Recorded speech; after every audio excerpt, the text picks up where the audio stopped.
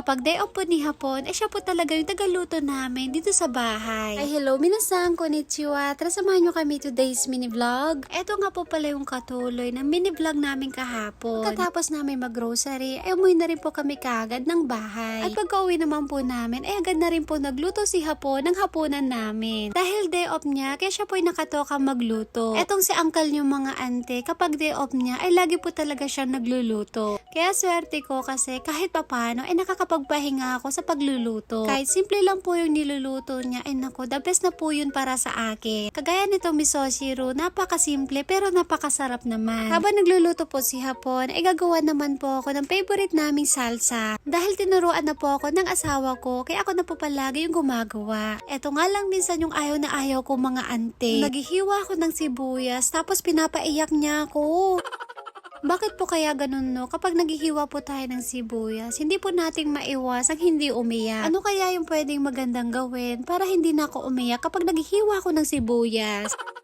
Hiniwa-hiwa ko na nga po pala sa maliliit yung kinuha kong dahon ng basil. Tinimplahan ko na nga rin kaagad pagkatapos ko mahiwa-hiwa yung mga ingredients. Etong salsang ginagawa ko, hindi lang po ito masarap, kundi healthy pa. Napaka-perfect po nitong i-combo kapag meron kayong yakiniku o kaya naman nachos. Ito naman po yung misoshiro na niluto kanina ni Hapon. Tignan nyo naman, sabaw pa lang yan pero napakasarap na. Kahit kanin at sabaw ay sold na ako. Uray sabaw lang tisida og antik at ayos lang kanya.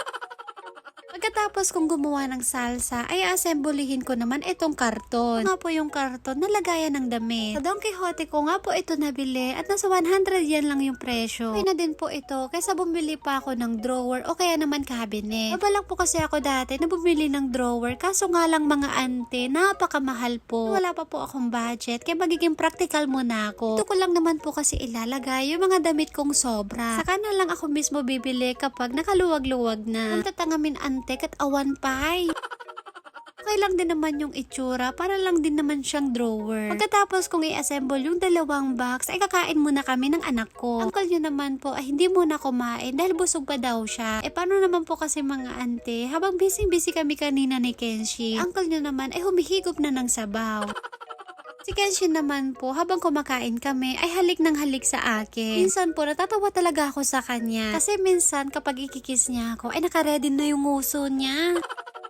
Sobrang lambing niya. Siguro, ganyan po talaga kapag meron tayong anak na lalaki. Tapos ko pong kumain, tinuli ko na po itong ginagawa ko. Tapos ko na ngang i-assemble yung dalawa. Para mabilis, ay tatapusin ko na itong ginagawa ko. Si Kenshi naman sa mga oras na to, ay tulog na siya. Inaantok na po kasi yung anak ko dahil wala rin po siyang tulog kaninang tanghali. And fast forward na nga po, ay tapos ko na pong i-assemble itong box. Nagkamali nga po ako nang nabili dahil kulay brown yung nabili ko. Dapat sana ay kulay white para hindi halatang karton. Hindi ko po kasi napansin na kulay brown pala yung napili ko. Tapos ko pong i-assemble yung karton, ay naghugas naman ako dito ng mga plato. Kung naghuhugas nga po ako dito, ay meron pang pahawak-hawak itong si uncle nyo. Kanyamutin natin lakay kun ay adamanan sa kayatnan.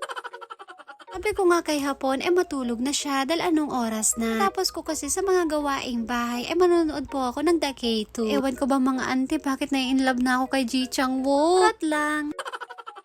Pagkatapos ko maghugas, ay nagmap naman ako ng sahig. Bago nga pala ako magmap, ay nag-vacuum ako kanina. Hindi ko lang po na-videohan, pero nag-vacuum po ako kanina bago ako nagmap. Uncle nyo naman ay busy manood ng TV. Hinihintay ko nga siyang umalis dahil mamaya pagkatapos ko maglinis, ay ako naman yung manunood.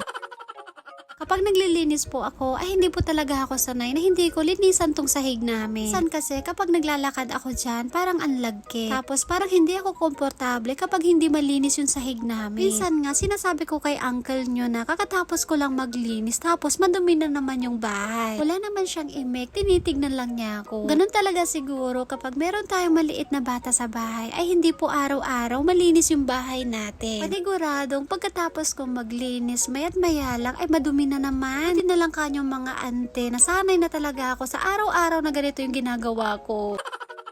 Ay sa wakas, pagkatapos kong maglinis ay makakapanood na ako ng The K2. Uncle niyo pong Hapon ay nasa kwarto at natutulog na. Napanood ko na nga po ito dati dun sa TikTok. Dahil gusto kong panoorin ng buo, kaya chinek ko dito sa Prime Amazon. Tuwang-tuwa nga ako dahil hindi lang pala yung The K2 ang pwedeng panoorin sa Prime Amazon. Kahit paulit-ulit ko po itong panoorin, hindi talaga ako magsasawa dito. Yun nga lang, nahuli ako sa trending. So yan lang po at dito na po natapos ang aming mini vlog. Maraming salamat po. Thank you for watching. Sayonara and... Bye bye. Thank you for watching. うるさい。